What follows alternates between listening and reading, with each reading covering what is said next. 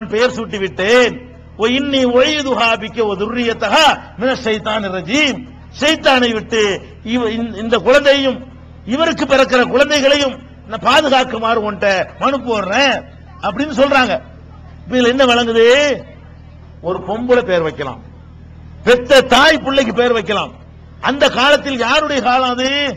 இந்த மரியம் அலைஹிஸ்ஸலாம் பிறக்கிறாங்களே, இந்த மரியம் அம்மா பிறக்கக்கூடிய காலம் யாரு காலம் என்றால் ஜக்கரியா நபி வாழ்ந்து கொண்டிருக்கிற காலம். ஜக்கரியா நபி தான் மரியம் அவர்களை எடுத்து கூட வளர்க்கிறார். அவ்வளவு பெரிய இறை தூதர் வாழ்ந்த ஒரு காலத்தில் அந்த நபியை கூப்பிட்டு பேர் வைக்கிற குழந்தைக்கு பேர் வைக்கும் பொழுது நம்ம ஜக்கரியா நபியை கூப்பிடுவோம், யாரும் கூப்பிடல. அந்த அம்மா பிள்ளைக்கு தானா பேர் வச்சுக்கிட்டாங்க. அப்ப இதுல என்ன விளங்குது? உங்களுக்கு ஒரு குழந்தை பிறந்தால், யா அல்லாஹ் என் பையனுக்கு நான் அப்துல்லான்னு பேர் வச்சுட்டேன், அந்த பேருக்கு தகுந்தவாறு நல்ல அடியான ஆக்கு. என் பொண்ணுக்கு பாத்திமான்னு பேர் வச்சுட்டேன், நல்ல அடியான ஆக்கு அப்படின்னு இறைவன்ட்ட பிரார்த்தனை செஞ்சு பாத்திமான்னு கூப்பிட வேண்டியதான், அப்துல்லான்னு கூப்பிட வேண்டியதான், இப்ராஹிம் கூப்பிட வேண்டியதான். இவ்வளவுதானே தவிர அதுக்கு ஏதாவது மந்திரங்கள் உண்டா? அதுக்கு அதுக்குன்னு மாய மந்திரங்கள் ரசூலுல்லாஹ் சொல்லி தந்திருக்காங்களா? வீடு வீடா போய் பேர் வைக்கிற ரசூலுல்லாஹ் போய்கிட்டு இருந்தாங்களா? இல்ல. பேர் வைக்கிறான் தான் அவர் வர்றேங்கிறாரு. சுன்னத்து பண்றாங்க, இதுக்கு ஆஜர்த்து அவரை பண்ண போறாரு. சுன்னத்து பண்றாங்கல்ல ஹத்னா, ஆண்களுக்கு என்ன செய்யறாங்க? அவங்களுக்கு ஆண் குழந்தைகளா இருந்தால் அவங்களுக்கு விருத்த சேதனை பண்ணுவாங்க. அதுக்கு என்ன செய்வாங்க? அசத்து வருவார், என்னை தான் கூப்பிட்டு பாரு. இவர் என்ன செய்ய போறாரு? நாபிதர் வந்தார்னா, டாக்டர் வந்தார்னா அவருக்கு எங்க வேலை இருக்குது, அந்த வேலையை அவர் தான் செய்ய போறாரு, அறுக்கிற வேலையை. அதுக்கு அவர் வரலாம். இவருக்கு என்ன வேலைன்னா இவர் என்ன செய்வாரு? அங்க கத்தியை வச்சதுக்கு ஒரு பாத்தியாம்பார். இதுக்கு கத்தியை வச்சு அறுக்கும் பொழுது அல் பாத்தியான்றார் இவர். இதுக்கு தான் என்ன இப்படித்தான் சொல்ல போனாங்களா? நான் கேட்கிறேன், நபிகள் நாயகம் ஸல்லல்லாஹு அலைஹி வஸல்லம் அவர்களுக்கு பெரிய வயசுல ஆம்பளை பிள்ளை இல்ல. இப்ராஹிம் ஒரு பிள்ளையை கொடுத்தது சின்ன வயசுல போயிடுச்சு வைங்க. நபிகள் நாயகத்துக்கு பேர பிள்ளைலாம் இருந்தாங்கல்ல, ஹசன் இருந்தாங்கல்ல, ஹுசைன் இருந்தாங்கல்ல, ஹசன் ஹுசைன் எல்லாம் கேள்விப்பட்டிருக்கிறீங்கல்ல. இது இவங்க எல்லாம் யாரு? நபிகள் நாயகத்தினுடைய பேர பிள்ளைகள். நபிகள் நாயகத்து வரலாறு நீங்க எடுத்து பாத்தீங்கன்னா உலகத்தில் எந்த மனுஷனுடைய வரலாறுல இல்லாத ஒரு சிறப்பு அவங்க வரலாறுல இருக்கிறது. என்ன வரலாறு? அவங்க வரலாறு தான் அணு அணுவாக பாதுகாக்கப்பட்டிருக்கிறது. அவங்க சிரிப்பு எப்படின்னு பாதுகாக்கப்பட்டிருக்கிறது, பல்ல எப்படி இருக்கும் பாதுகாக்கப்பட்டிருக்கிறது, அவங்க தாடியில எத்தனை நரமுடி இருக்குங்கிறது ரெக்கார்டு இருக்கிறது, அவங்க தலைமுடியில எத்தனை முடி நரமுடிங்கிற அதையெல்லாம் உன்னிப்பா கவனித்து அவர்களுக்கு தான் உருவ சிலை கிடையாது. ஆனால் நபிகள் நாயகத்துக்கு தான் சரியான வர்ணனை இருக்குது உலகத்துல. அப்படி கண்ணை மூடிக்கிட்டு அந்த வர்ணனையை படிச்சோம்னா இப்படித்தான் நபிகள் நாயகம் இருந்திருப்பாங்க அப்படி மனக்கண்ல கொண்டு வந்துடலாம். அப்படி அவங்களுடைய வரலாறுல சிறுநீர் கழிச்சது, எச்சி துப்புனது எல்லாமே இருக்குது. அந்த நபிகள் நாயகத்தினுடைய வரலாறுல பேர பிள்ளைக்கு சுன்னத்து பண்ணிருப்பாங்கல்ல, அது இல்ல. சுன்னத்து பண்ணுனாங்க, தெரியாது. ஏன் தெரியாது? அது ரகசியமாக செய்ய வேண்டிய காரியமே தவிர அது ஒரு பங்கன் இல்லை. இன்னொன்னையும் பார்க்கணுங்க. இந்த இஸ்லாம் இனிய மார்க்கம் ஒரு நிகழ்ச்சி நடத்துவோம். முஸ்லிம் அல்லாதவர்கள் பல கேள்வி கேட்பாங்க. அதுல ஒருத்தர் கேட்டார் ஒரு கேள்வி. என்ன கேட்டார் தெரியுமா? நான் இஸ்லாத்தை ரொம்ப நேசிக்கிறேன், நான் இஸ்லாத்துக்கு வர விரும்புறேன், ஆனால் எனக்கு 2 பொம்பளை பிள்ளை இருக்குது, அது கல்யாணம் பண்ணி கொடுத்துட்டு தான் வரலாம்னு நினைக்கிறேன் அப்படின்னு எந்திரிச்சு ஆரம்பிச்சார். நான் கேட்டேன், அதுக்கு இஸ்லாத்துக்கு வர்றதுக்கு என்னையா, நீ இஸ்லாம் வந்தே கல்யாணம் பண்ணி கொடுக்கலாமே. அவர் சொன்னாரு, இஸ்லாத்துக்கு வராம கல்யாணம் பண்ணி கொடுத்தேன்னு வைங்க, சிம்பிளா பண்ணிடுவேன். இஸ்லாத்துல எல்லாம் காஸ்ட்லியா இருக்குது. அவர் சொல்றாரு, இஸ்லாத்துல பேர் வைக்கிறதுக்கு பல ஆயிரம் ரூபாய் வச்சுக்கிற வேண்டி இருக்கிறது, சுன்னத்து பண்றதுல ஆயிரக்கணக்கில் வச்சுக்கிற வேண்டி இருக்கிறது, கல்யாணத்துக்கு கோடி கோடியா வச்சுக்கிற வேண்டி இருக்கிறது, செத்தா கூட விட மாட்டேங்கிறீங்க. இப்ப உங்க மதத்துல எல்லாம் காஸ்ட்லியா இருக்கிறது, அதுதான் எல்லாத்தையும் கரை ஏற்றி நான் மட்டும் வரலான்னு பாக்குறேன். கொள்கை பிடிச்சிருக்கிறது, உங்க சமூகம் இப்படி இருக்குதே, எல்லாம் காஸ்ட்லி ஆகிட்டு. அப்ப என்ன நினைக்கிறோம்? நம்முடைய இந்த செயல்கள் மற்றவங்களை யோசிக்க, ஆகா இந்த மார்க்கத்துக்கு போனா சிரமப்படணும், எல்லாரும் செய்யற மாதிரி தான் அவரும் செய்யணும். நீங்க பண்ற அநியாயத்தை பார்த்து இத்தனை லட்சம் ரூபாய்க்கு எங்க போவாரு? சாவு வீட்டுல என்ன பண்றாங்க? இளவு வீட்டுல பணத்தை போட்டுக்கிட்டு சோத்தாக்குறான், பிரியாணி ஆக்குறான். எந்த சமுதாயத்துல இருக்குதா? இஸ்லாம் அப்படி சொல்லுதா? சாவு வீட்டுல யாரு காசுல? அப்பதான் புருஷனை பறி கொடுத்து பொண்டாட்டி அழுதுகிட்டு உட்கார்ந்துருப்பா. அவன் காசு இவளுக்கு ஏதாவது உதவும் இருக்கிற நேரத்தில் அவள்கிட்ட உள்ள காசையை புடுங்கி, அவள்கிட்ட உள்ள நகையை புடுங்கி, அவள்கிட்ட உள்ள பேங்க் இருப்பை வாங்கி என்ன செய்யறது? 2 கடாயை பிடிச்சிட்டு வா, 7 மூட்டை அரிசி எடுத்துட்டு வா, ஊரை கூப்பிட்டு நீங்க ஒரு வழி பண்ணிடுவோம். அப்படின்னு போய் மேயிறிய எங்க சாவு வீட்டுலங்க. இந்த மனிதாபிமானமற்ற செயலை இந்த மார்க்கம் உனக்கு சொல்லி தந்துச்சா?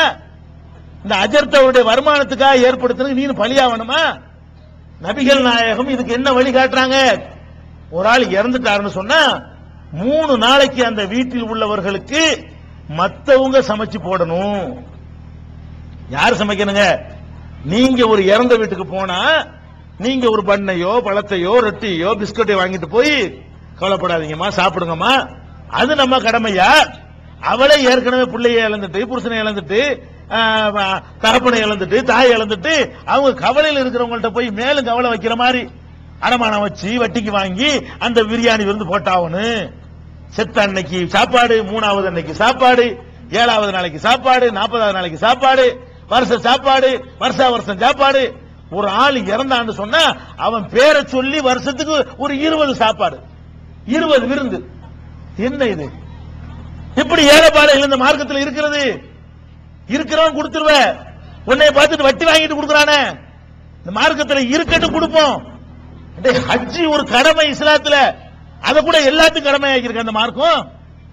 எவனுக்கு திரகாத்திரம் இருக்கிறதோ, எவனுக்கு கடன் இல்லையோ, எவன்கிட்ட தாராளமான பணம் இருக்கிறதோ அவனுக்கு கடமையா இருக்கிறது. ஜக்காத்து கடமை அனைவருக்குமா? யாருக்கு ஒரு குறிப்பிட்ட தொகை இருக்கிறதோ அவனுக்கு கடமையாக்கி இருக்கிறது. காசு சம்பந்தப்பட்ட விஷயங்கள்ல பணக்காரங்களுக்கு பணக்காரனுக்கு கடமையாக்கி ஏழைக்கு விதிவிலக்கு கொடுக்கிற மார்க்கம். நீ என்ன பண்ற? புடிச்ச வீட்டுக்காரனா இருந்தாலும் செத்தா அவன் கையில் 50,000 ரூபாய் தேவை இருக்குது. அவன் வீட்டுல ஒரு ஆள் இறந்தால் 50,000 ரூபாய் இல்லாம 40 நாள் காரியம் நடக்காது. எங்க போவாங்க? நீங்க எங்க கொண்டு போயிட்டு இந்த சமுதாயத்தை? 40 அன்னைக்கு ஆடு அறுத்தாகணும் மஸ்தான். இந்த ஊர்ல 40வது அன்னைக்கு என்ன செய்யணும்? மஸ்ட் ஆடு அறுத்தே தீரணுமா? ஒரு ஆடு 4,000 ரூபாய்க்கு ஆடு வாங்கி அறுத்தா அதுக்குள்ள அடிஷனல் சாமான்லாம் 20 ரூபாய் வந்துருமே. அப்ப ஒரு நாளைக்கு 20 ரூபாய் காலி பண்றீங்களப்பா. இது ஏன் இப்படி ஏன் மனசாட்சி இல்லாம போறீங்க? நபிகள் நாயகம் சொன்னா செய்யுங்க, இறந்தவருக்கு செய்யலாம். இறந்தவருக்கு என்ன செய்ய சொல்லி இருக்கிறது அதை செய்யுங்க. மார்க்கத்தில் இறந்தவருக்காக செய்யக்கூடிய காரியங்கள் சிலது உண்டு. அதை ஒரு வேலையும் செய்ய மாட்டேங்கிறான். என்ன செய்யணும்? என் தகப்பனார் இறந்துட்டாருன்னு சொன்னா நான் செய்ய வேண்டிய முதல் காரியம் அவருடைய கடனை நான் தீர்க்க வேண்டும். எத்தனை புள்ள பாத்தியா ஓதுற எத்தனை புள்ள அப்பனுடைய கடனை தீர்த்தான். எங்க அப்பா என் தகப்பனார் ஒரு ஆள்கிட்ட 10,000 ரூபாய் கடன் வாங்கி இறந்து போயிட்டாரு. அந்த கடனை கொடுக்காம இறந்ததுக்காக வேண்டி மறுமையில் அவருக்கு தண்டனை கிடைக்கும். யாரு கடன் கொடுத்தானோ அவன் சட்டையை பிடிப்பான். இறைவா, இவன் எங்கிட்ட 10,000 ரூபாய் தரல. இறைவன் என்ன பண்ணுவான்? அங்க காசை திருப்பி வாங்கி கொடுக்க முடியுமா? மறுமையில காசு இருக்குமா? செல்லாது, காசு இருக்காது. அங்க என்ன இருக்கு? நான் செஞ்ச நல்லறங்கள் தான் இருக்கும். நான் செய்த தொழுகை, நான் செய்த நோன்பு, நான் செய்த தர்மம், நான் செய்த நல்லறங்கள் தான் வச்சிருப்பேன். அல்லாஹ் என்ன செய்வான் தெரியுமா? அந்த 10,000 ரூபாய்க்கு அவன் நல்லறத்தை எல்லாம் புடுங்கி அவங்கிட்ட கொடுத்துருவான். இப்படியே 4 பேர் வந்தோன்னு எல்லாம் காலியா போறோம். கடைசியில் என்னவாயிரு? நான் தொழுதும் தொழுவாதவன் அங்க நிப்பேன். நான் நோன்பு வச்சேன், ஏன் நோன்பு வேற ஆளுக்கு போச்சு? நோன்பு வைக்காதவன் நான் நிக்கிறேன். நான் சக்காத்து கொடுத்தேன், கொடுக்கானவா நிப்பேன். நான் ஹஜ்ஜுக்கு போனேன், அந்த ஹஜ்ஜு நன்மை அவனுக்கு போயிடுச்சு, ஹஜ்ஜு செய்யாதவன் நிப்பேன். ஒண்ணும் இல்லாம நிற்கக்கூடிய நிலையில் ஆளாக்கக்கூடியது எது? கடன். அப்ப உங்க குடும்பத்தில் யாராவது இறந்தால் அவர்கள் மீது உண்மையில் உங்களுக்கு அன்பு இருந்தால், அவர்கள் சொர்க்கம் செல்ல வேண்டும் என்று நீங்கள் ஆசைப்பட்டால் என்ன செய்யணும்? என் தகப்பனுக்கு கடன் கொடுத்தவங்க யாராவது உண்டா? நான் தர்றேன் சொல்லி அந்த கடனை அடைக்க வேண்டிய. எத்தனை பேர் அடைச்சிங்க? பாத்தியான்னு புடிச்சேப்ப சோத்தை போட்டுட்டு உப்பு இல்ல புளி இல்ல வேவலன்னு சொல்லிட்டு போவான். எதுக்கு சொல்ல போறீங்க? அந்த சோத்தை திண்டு என்ன விமர்சனம்? எளவு கொடுத்தான வந்திருக்கிறான், அதுல நோட்ட சொல்லிட்டு போவான். இதுக்கு போய் செலவழிக்கிற நீ உங்க அப்பன் கடனுக்கு செலவழிச்சியா? நபிகள் நாயகம் என்ன செய்வாங்க தெரியுமா? இறந்து போன ஒரு உடலை கொண்டு வருவாங்க, தொழுகை நடத்தணும். இறந்தவருக்காக வேண்டி இறைவன்ட்ட பிரார்த்தனை பண்ணணும். கொண்டாந்து வச்சவன நபிகள் நாயகம் தான் தலைவர், அவங்க தான் அதை நடத்துவாங்க. முன்னாடி மற்றவங்க அணிவகுத்து நிற்பாங்க. நபிகள் நாயகம் கேட்பாங்க, இவருக்கு கடன் இருக்கிறதா? தொழுகை நடத்த வரும்போது கேட்பாங்க, இவருக்கு கடன் உண்டா? ஆமா. கடனை அடைக்கிறதுக்கு ஏதாவது வச்சுட்டு போயிருக்கிறாரா? ஆமா. அதை கொண்டு போய் முதல் கடன் அடங்கன்னு சொல்லி தொழுவிப்பாங்க. மறுபடியும் கேட்பாங்க, இவருக்கு கடன் இருக்கா? ஆமா. ஏதாவது விட்டுட்டு போயிருக்கிறா? இல்ல, நான் தொழுவிக்க மாட்டேன்றாங்க. நபிகள் நாயகம் ஒரு கடனாளியாக ஒருத்தர் இறந்தால் அவருக்கு நான் தொழுவிக்க மாட்டேன், நீங்க தொழுவிச்சுக்கிறீங்க. சல்லு அலா சாஹிபிக்கும், உங்க தோழருக்கு நீங்க தொழுவிச்சுக்கிறீங்க, கடனாளிக்கு நான் தொழுவிக்க மாட்டேன்ட்டாங்க. அப்ப கடன்கிறது